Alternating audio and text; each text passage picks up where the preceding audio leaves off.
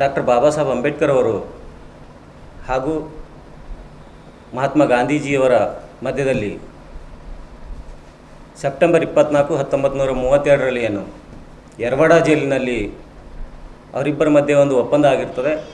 ಅದುವೇ ಪೂನಾ ಒಪ್ಪಂದ.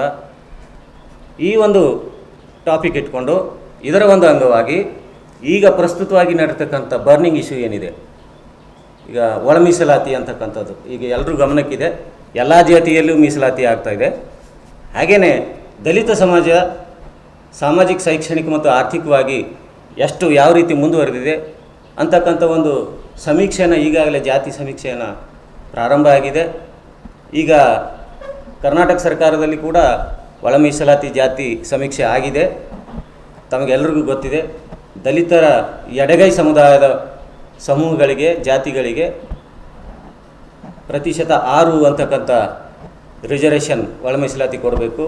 ಹಾಗೂ ಬಲಗೈ ಸಮೂಹ, ಜಾತಿಗಳ ಸಮೂಹ ಏನಿದೆ ಇದಕ್ಕೂ ಕೂಡ 6 ಮೀಸಲಾತಿಯನ್ನು ಕೊಡಬೇಕು.